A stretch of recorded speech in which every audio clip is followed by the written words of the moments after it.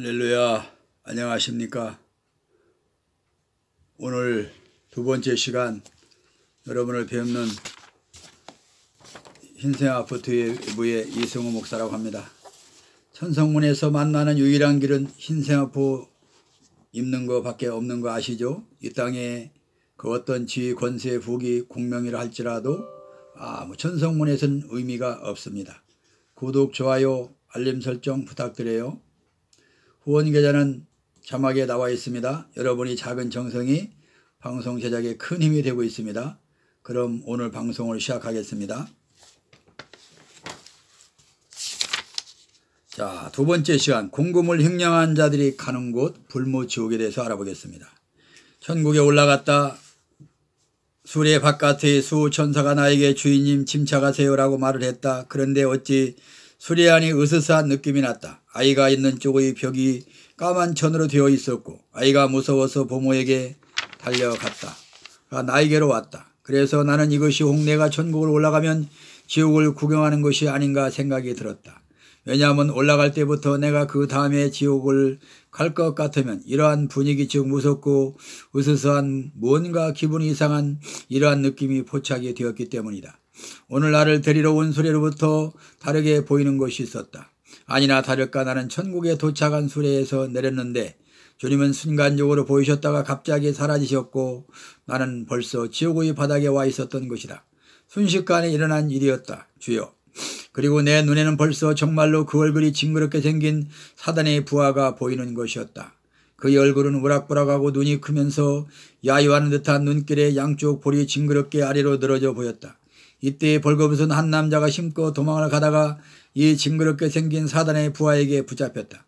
이 사단의 부하는 그 사람을 잡아서 바닥에 엎드려 눕힌 채로 등을 밟고 서서 그 사람의 팔을 하나 어깨 부위에서 돌려서 빼내는 것이 보였다. 오 마이 갓. 아니 저 사람은 어찌 저러한 고통을 여기서 당하고 있을까 하고 생각할 때 그 사단의 부하는 그 사람의 팔을 빼어서 저쪽에 활활 타오르고 있는 불 속으로 던져 넣는다. 그리고 나머지 팔다리도 다 뽑아서 불 속에 던져 넣었다. 이 징그럽게 생긴 마귀 부하는 계속 날 쳐다보면서 이렇게 하고 있었다. 그러면서 그런 마음으로 나에게 이런 말을 전달하고 있었다. 너도 잘못하면 이렇게 돼 하는 말을 하고 있었던 것이다. 그런데 그 사람은 어떤 사람인가 하면 공금을 횡령한 자인 것이 그냥 알아졌다. 즉 나보고도 너도 이렇게 공금을 횡령하면 이렇게 지옥에서 고통을 받게 될 것이 하는 메시지를 그 마귀 부하가 나에게 보내고 있었던 것이다. 주여, 나는 교회의 목사이므로 하나님의 돈을 횡령하면 이렇게 된다는 것이다. 그리고 그 마귀 부하는 그 사람의 마지막 남은 머리와 몸뚱이를 불로 던져 넣었다. 그리하였더니 그 사람의 몸에서 떨어져 나간 팔과 다리들이 다시 그 몸에 붙어서 온전한 사람이 되어 그 불 속에서 이제는 불로 고통을 당하는 모습이 보였다. 그리고 아까 그 벌거벗은 사람을 잡아서 엎드리게 하고 팔과 다리를 뽑아내던 그 다리 옆에 저 자리 옆에는 하나의 관이 놓여 있었다. 그 관 안에는 사람이 벌거벗은 채로 누워있는 것이 보였고 그리고 그의 머리에는 대못이 박혀 있었고 또 손과 발에도 대못을 박아 놓았다. 즉 벌거벗은 사람을 머리와 손과 발의 대못으로 관에 고정시켜 놓았던 것이다. 주여, 그렇게 누워있는 자를 이 마귀 부하가 한쪽 손으로 그 몸을 들어 내려 하였으나 그냥 그 몸이 조금 들어 올려졌다가 다시 관으로 내려앉았다. 왜냐하면 대못이 머리에 박혀있고 손에도 발에도 박혀있는지라 사람이 쉽게 그 관에서 뜯겨 나오지 못했다. 나는 또한 이 사람은 어떤 죄를 저질른가를 생각하니 그 순간 알아지는 것이 이 사람 역시 공금 횡령 잘하는 사실을 알게 되었다. 주여, 나는 오늘 왜 나에게 이렇게 공금을 횡령한 자들을 주님이 보여준가를 생각해 보았다. 이것은 내가 주의 종으로 주의 일을 감당할 때 다른 사람들이 헌금한 돈을 마음대로 갖다 쓰지 못하게 하시려는 하나님의 경고인 것을 알 수 있었다. 하나님의 돈을 마음대로 갖다 쓰는 것은 공금 횡령죄인 것을 알려주신 것이다. 이전에도 목사님들이 지옥에 가는 제목이 4가지가 있었는데 공금 횡령죄가 그 중에 하나였다. 할렐루야. 자, 오늘 이 본문에서 이 책에서 읽은 공금 횡령한 자들이 가는 지옥인 불모지옥을 기록한 것을 읽어보았습니다. 자, 제가 이 불모지옥을 묵상하다 보니까 그런 생각이 떠오르더라고요. 공금이란 과연 무엇일까? 공금이 과연 무엇이길래 우리가 나중에 공금을 횡령하다가 죽으면은 이 불못에 떨어지되 팔과 다리가 뚝뚝 뽑혀나가는 그런 고통을 당할까라고 생각을 해봤습니다.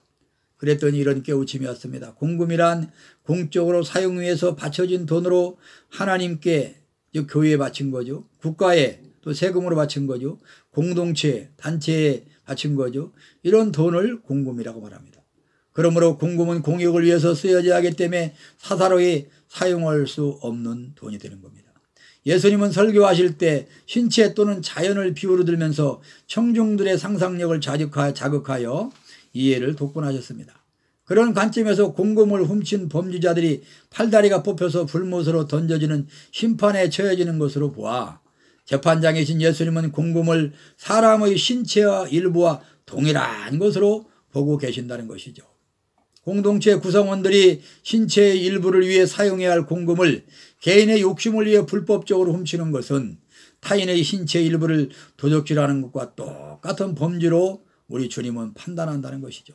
그러므로 공금을 훔친 자는 팔다리가 뽑혀서 불못에 처해지는 벌을 받는 것이 마땅하다는 것입니다. 사람이 한번 죽는 것은 정한이 있지요. 죽고 난 다음에는 반드시 심판이 있으리라고 하신 말씀대로 죽음 후 심판을 반드시 받되 행한 대로 심판을 받는 하늘나라의 법칙대로 받는다는 것 아니겠습니까? 자, 그러면 이 공금 횡령한 사실이 성경에는 어디에 또 나와 있나? 성경에 나와 있는 공금 횡령 사례에 대해서 한번 알아보겠습니다. 자, 첫 번째 아간의 공금 횡령을 보니까 여호수아 7장 11절 12절에 나왔습니다. 이스라엘 백성들이 가나안에 입성할 때 난공불락이 여리고성이 하나님 말씀에 순종할 때 무너지는 것을 체험하고 믿음이 충천하고 또 사기가 충천해졌습니다. 그러나 매우 작은 아이성 전투에서는 이스라엘 군인들이 패하고 36명이나 죽는 치욕을 맛보게 되었습니다. 이에 여호수아 장군은 낙심해가지고 하나님께 두 다리 뻗고 울면서 기도했어요. 이때 하나님 말씀하시기를 이스라엘이 범죄하여 내가 명령한 나의 언약을 어겼으며 또한 그들이 온전히 바친 물건을 가져가고 도둑질하며 속이고 그것을 그들의 물건 가운데 두었느니라 라고 말씀하시는 겁니다. 자, 여호수아 장군도 모르고 이스라엘 군인들도 아무도 그 여리고성에서 전리품을 누구도 훔친 줄을 몰랐어요.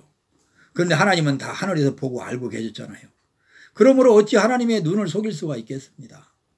자, 그러면서 하나님께 또 말씀하십니다. 그러므로 이스라엘 자손이 그들이 원수 앞에서 능히 맞서지 못하고 그들 앞에 돌아섰으니 이는 그들이 온전히 바친 것이 됨이라. 그 온전히 바친 물건을 너희 중에서 멸하지 아니하면 내가 다시는 너희와 함께 있지 아니하리라 하고 하나님이 여호수아 장군에게 말씀하시는 거예요. 깜짝 놀랐죠.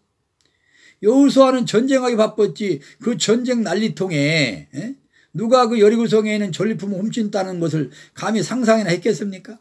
하나님은 다 보고 계시고 그 여리고성에 바친 물건 가운데 훔쳐가지고 자기 집안에 감춰놓은 자가 있다.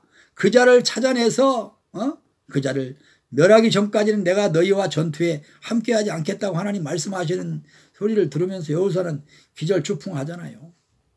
자, 여리고성도 이스라엘 백성들이 과연 그 성을 무너뜨린 겁니까? 하나님이 능력으로 무너뜨린 거죠. 그러면 하나님의 능력으로 함께 하지 않으면 이스라엘 군인들은 전투에서 쪽쪽 패고 다 죽게 돼 있어요. 이와 같은 생존 앞에서 여호수아 장군은 하나님 명령에 복종하야만이 자기들이 산다는 걸 알 수 있어요. 그래서 이스라엘 백성들을 다 불러 모아놓고 제비뽑기 하다가 걸린 사람이 누굽니까? 바로 세라의 자손 아간이 딱 제비가 뽑힌 거예요. 자, 봐보세요. 사람이 제비를 뽑는 것 같은데 제비를 뽑는 순간 성령이 아간에게로 성령이 제비가 뽑히기도 하잖아요. 하나님은 바로 전지전능하셔가지고 우리가 아무리 숨기려고 해도 하나님 앞에서 숨길 수가 없도록 성령님이 아간이 제비가 뽑게 만들고 역사하잖아요. 그러므로 아간을 여호수아가 잡고 그를 돌로 치고 물건도 돌로 치고 불살라 버렸어요. 그 위에 돌무더기를 크게 쌓았더라. 자, 아간이 훔친 그 재물도 돌로 쳐서 부숴버리고 아간도 돌로 쳐서 죽여버리고 그리고 나중에 뭐 했습니까? 아간하고 아간이 훔친 재물을 불로 다 태워버려버렸다 이 말이에요. 자, 하나님께서 왜 불로 태우라는 벌을 내렸습니까? 원래 하나님께 바쳐진 그 물건들은 하나님께 번제물로 드려서, 번제물이라는 건 배를 째고 피를 다 쏟고 다 그 양이나 소의 고기를 불로 태워서 그 연기가 하나님께 올라가는 게 번제물이잖아요. 그런 것처럼 하나님께 바쳐진 번제물은 불로 태워지는 것입니다. 마찬가지 교회에 바쳐진 성물도 하나님께 불로 태워져서 하나님께 연락되는 그런 영적인 의미를 지니고 있는 거예요. 그러므로 교회의 성물이라든가 교회에 바쳐진 헌금을 훔친 자는 그 성물이 불이 태워져 가지고 하나님께 연기로 연락되기 때문에 그 훔친 자도, 물건 훔친 자도 똑같이 하나님께 바쳐진 거예요. 왜? 물건과 사람이 딱 하나가 되어버린 거예요. 그러므로 물건이 태워져 가지고 그 연기가 하나님께 연락되면 그 훔친 자도 태워져서 하나님께 연락되어야 하기 때문에 바로 여기서 악한 하나님께서 불로 태워버리라는 거예요. 그럼 하나님의 성물을 훔친 사람은 불로 타 죽는 그런 마지막에 불못으로 들어가는 겁니다. 그렇기 때문에 여기 아까 본문에서 불못 지옥에 간 사람들을 보니까 팔다리 뽑히고 불로 태워 죽는 고통을 당하잖아요. 왜? 공금은 바로 하나님께 불로 태워져서 바치는 그런 의미가 있는 제물이 되기 때문에 공금을 훔친 자는 바로 불에 타는 고통을 당한다는 겁니다. 자, 하늘나라에 들어가고자 하는 자가 탐심을 가지고 공금을 훔치는 짓을 할 때는 멸망당하여 불로 태워진다는 것을 보여주는 이 아간의 사건 아니겠습니까? 그만큼 하늘나라는 마음과 행실이 깨끗한 자라야 들어갈 수 있음을 아간의 사건을 통해서 하나님께서 우리에게 경고하고 계시는 것입니다. 두 번째로 성경에 나와 있는 공금 횡령 사건 두 번째, 아나니아와 삽비라가 공금을 횡령했습니다. 땅 판 돈의 일부를 감추고 성령을 속여서 결국은 심판을 받고 죽은 사건입니다. 원래 아나니아와 삽비라가 두 부부가 땅을 파는 게 자기 밭을 팔았거든요. 초대교회 때 자기 밭을 팔아서 교회에다 다 헌금으로 바쳤는데 다 그때 성령이 감동되어서 바친 그 땅값을 일부를 자기가 쓱싹 훔친 거예요. 그러나 이미 하나님께 바치기로 작정한 돈은 하나님께 바쳐진 공금이므로 그것을 훔치는 죄는 버림받고 영벌에 처해진다는 것을 아나니아와 삽비라를 통해서 이 신약시대 교회의 표본으로 삼은 거네요.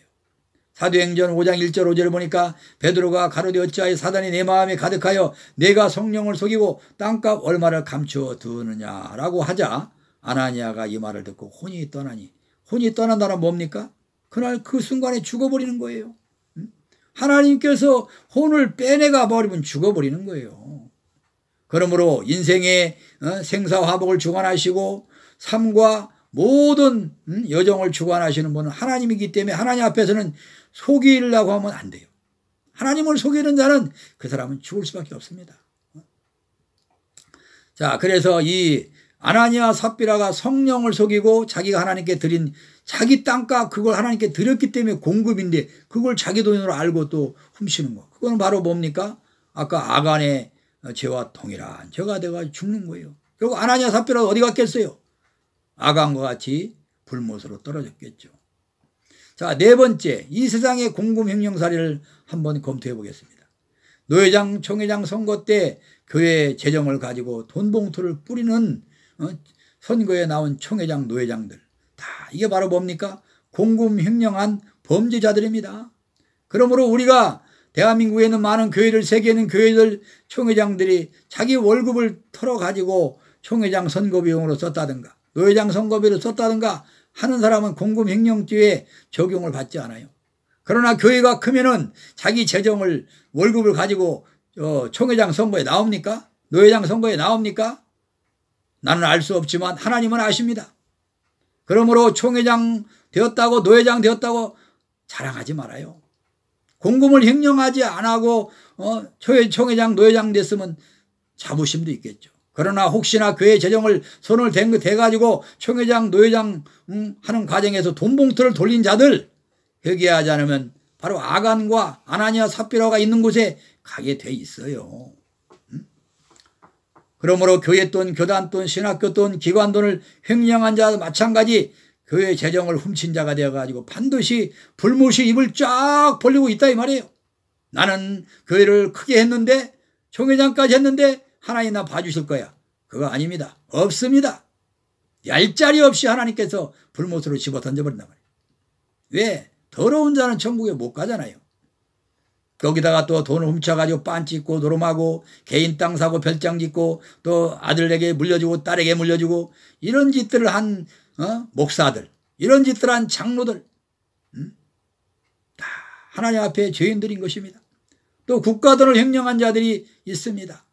연구비 국가 돈을 빼돌려가지고 연구비를 횡령한 교수들, 연구원들, R&D 자금을 갈취한 기업인들, 또 직원들, 여행경비비 명목으로 공급을 횡령한 자들, 정치인들, 또 선거비 명목으로 공천자금 명목으로 공금을 갈취한 자들, 또 사기업 재산을 횡령한 오너들, 경영인들, 임원들, 기타 횡령한 자들이 이렇게 공금을 횡령했기 때문에 아까 아간과 아나니아 삽비라가 있는 곳에 갈 준비를 하고 있는 거예요. 그런데 자기는 이 세상에서 잘하고 있다 착각하고 있는 겁니다. 자, 이런 자들에게 하나님께서 권면의 말씀을 하고 있습니다. 야고보서 1장 15절에는 욕심이 잉태한 즉 죄를 낳고 죄가 장성한 즉 사망을 낳느니라. 그러므로 공금에 욕심을 내지 마라. 하나님께 바쳐진 돈, 또 공동체에 바쳐진 돈, 나라에 바쳐진 돈은 과연 네가 욕심을 내면 너는 불못에 간다 라고 성경은 가르쳐주고 있잖아요. 야고보서 4장 8절에는 죄인들아 손을 깨끗이 하여라. 두 마음을 품은 자들아 마음을 성결히 하라. 하나님을 가까이 하라. 그리하면 너희를 가까이 하시리라. 죄인들에게 하나님께서 경고할 때 들으라 이 말이에요. 손을 깨끗이 해서 훔친 돈을 다시 갖다 놓고 손을 씻고 다시는 그런 도둑질 하지 마라. 또 하나님과 재물을 두 신을 섬기는 자들아, 두 마음을 품은 자들아, 하나님은 신, 재물 신 섬기는 자들아 마음을 성결히 하라. 재물신을 섬기는 것을 빨리 깨끗이 씻고 회개해서 영혼의 옷이 더러워진 것을 바르라 이 말입니다. 예수님의 보혈로 세탁하라. 자, 이렇게 죄를 짓고 나면 대부분 사람들의 특징이 뭡니까? 하나님을 피하여 도망칩니다. 하나님을 피하여 도망치는데 도망치지 말고 하나님을 그럴수록 더욱더 가까이 해서 그러면 하나님 우리를 가까이 하시리라고 약속하고 있어요. 다윗도 하나님께 살인죄하고 간음죄를 범했지만 하나님을 도망치지 않았어요. 아담과 하나님께 범죄하고 하나님을 피하여 숨는 자들이 지금 한국 교회, 세계 교회에 널려 있다, 널려 있어. 죄를 졌다 하기도 하나님께 나와야지. 하나님을 가까이 하면 하나님 용서해 준다고 약속했잖아요. 에베소 5장 5절에는 너희도 정령 알거니와 음행하는 자나 더러운 자나 탐하는 자 곧 우상 숭배자는 다 그리스도 하나님의 나라에서 유업을 얻지 못하리라. 자, 이 물질을 하나님의 물질을 공금을 탐하는 자를 하나님께서 우상 숭배자로 규정한다는 거예요. 왜? 하나님만 온전히 섬겨하는데 그 물질을 우상으로 섬기면서 범죄하니까. 자, 이런 자들은 뭡니까? 하나님의 나라를 유업으로 안 주겠다는 거예요. 그 뭡니까? 하나님의 나라가 천국이잖아요. 천국에 못 들어가면 어디가? 불못밖에 더 있습니까? 불못이 지금 그런 사람들의 입을 쫙 벌리고 있다 이 말이에요. 어서 오너라 그러고. 공금을 탐내는 자는 그 마음이 하나님이 아닌 재물을 우상으로 섬기는 자로 하나님께서 인정하기 때문에 우리는 이 말씀을 두려워해야 됩니다. 그러므로 재물신을 마음으로 섬기는 자는 우상 숭배하는 죄를 범하는 자와 같이 취급되어 하나님의 나라에 들어갈 수 없다고 말씀하고 있기 때문에 우리는 하나님의 경고를 거절하지 말아야 됩니다. 옳은 소리 하면 다 듣기 싫어가지고 고개를 돌려버려요. 그러면 그것이 끝이에요. 이 땅에 사는 동안 하나님의 경고를 무시하거나 농담을 여긴 자는 악원과 같이 불못으로 처해지는 고통을 당하고야 맙니다. 이것이 하나님께서 정해놓은 규칙이에요. 규칙. 계시록에 보세요. 계시록 20장 13절 15절에 보니까 각 사람이 자기 행위대로 심판을 받고 누구든지 생명책에 기록되지 못한 자는 불못에 던져지리라. 자기 행위대로 심판을 받잖아요. 아까 공금을 횡령한 자는 뭡니까? 남의 먹을 것, 이웃의 먹을 것을 훔친 거니까 이웃에 먹어야 이웃의 팔이 돌아가, 이웃의 다리 돌아가죠. 이웃 형제의 팔다리가 돌아가게 하는 물질을 훔쳤기 때문에 이웃의 형제의 팔다리가 마비가 되게끔 행위를 했기 때문에 그와 똑같은 행위를 마귀의 사제를 통하여서 팔다리를 다 뽑아버리겠다는 거예요. 내 팔로 지은 죄, 내 다리를 지은 죄도 똑같이 지옥 가가지고 마귀가 우리 팔과 다리를 다 뽑아버리겠다는 겁니다. 그래서 성경 말씀 그대로 되고 있잖아요. 자기 행위대로 심판하는 불못으로 간다는 거예요. 자, 그래서 여기까지 말씀을 듣다 보니까 맨 죄만 지으니까 두렵죠. 두렵소. 자, 그럼 어떻게 죄를 안 짓고 하나님께서 무엇을 하라고 우리에게 아까 말씀했어요? 옳은 행실을 해야 흰새와 벗을 입는다. 공금을 횡령하고 속이고 성령을 속이고 하는 못된 죄짓거리를 이제 그만두고 옳은 행실로 돌이켜라. 너 그래야 하나님께 흰새와 벗을 준다고 약속했지 않니? 계시록 19장 8절에 보니까 그에게 빛나고 깨끗한 새와 벗을 입도록 허락하셨으니 새와 벗은 성도의 옳은 행실이라. 봐보세요. 성도의 옳은 행실을 할 때 하나님께서 새와 벗을 준다는 거 아니에요. 갈라디아서 6장 7절에 보니까 10절에 보니까 스스로 속이지 말라. 하나님은 업신여김을 받지 아니하시느니 사람이 무엇으로 심든지 그대로 거두리라. 그러므로 우리는 기회 있는 대로 모든 이에게 착한 일을 하되 더욱 믿음의 가정들에게 할지니라 했습니다. 자기 양심을 속이는 자, 자기 양심을 속이고 공금을 훔치고 도둑질하는 자는 하나님을 업신여기는 거라는 거지. 하나님이 자기를 지금 눈동자같이 지켜보고 있는데 나는 하나님을 안 보니까 난 하나님 안 보니까 괜찮을 거야 하고 하나님을 업신여기는 거라는 거지. 이렇게 도둑질하는 손을 가진 자는 손을 깨끗이 씻고 착한 일을 하면서 살라고 주님은 우리에게 또 한번 제초하십니다. 또 착한 일을 하여 하나님께서 우리를 기억해 주신다는 것이죠. 사도행전 10장 1, 2, 4절에 보니까 가이사라에 고넬료라는 사람이 있으니 이달리아 부대라 하는 군대의 백부장이라. 그가 경건하여 온 지방과 더불어 하나님을 경외하며 백성을 많이 구제하고 하나님께 항상 기도하더니 하나님이 사자즉 천사가 이르되 고넬료와 내 기도와 구제가 하나님 앞에 상달되어 기억하신 바가 되었으니라고 기록하고 있습니다. 자, 여기서 가이사랴 이탈리아 부대의 군대 백부장은 로마 군의 백부장 즉 중대장을 말합니다. 중대장 월급이 얼마나 많이 있겠어요? 군인 박봉 월급을 받아가지고 자기 생활비를 쓰고 자기 이웃에게 형제들에게 구제하고 살았겠죠. 또 하나님의 사랑을 실천하고 살았겠죠. 이와 같이 고넬료가 착한 일을 하는 하나님을 경외하며 사는 사람들의 기도는 하나님이 기억하고 연락하신다는 거예요. 그런데 아까 공금을 횡령한 자들은 처음에 예수를 믿었다 할지라도 하나님께서 기억도 안 하고 그 자들이 하는 기도는 하나님께서 기도 들어주지도 않는다는 거예요. 자, 이런 하나님께 택함을 받은 사람이 이런 공금 횡령하고 사기치고 거짓말하고 성령을 속여서 하나님의 기억에서 지워져 버리고 그 사람의 기도는 하나님께서 듣지도 않는다면 얼마나 불행한 일이 되겠습니까? 슬픈 일이죠. 자, 이와 같은 짓을 하지 말고 또 마케도니아 교인과 같이 착한 일을 또 하라는 거예요. 고린도후서 8장 2절 보니까 마케도니아 교인들은 이렇게 했습니다. 환난의 많은 시련과 극심한 가난 가운데서 기쁨으로 풍성한 연보를 넘치도록 마케도니아 교회에 내가 감사하노니 그랬습니다. 마케도니아 교인들이 무슨 환난이 이렇게 시험이 많았는지 또 가난이 많았는지 그러면서도 불구하고 기쁨으로 하나님께 헌금을 해가지고 사도 바울을 기쁘게 감사하며 넘치겠다는 거죠.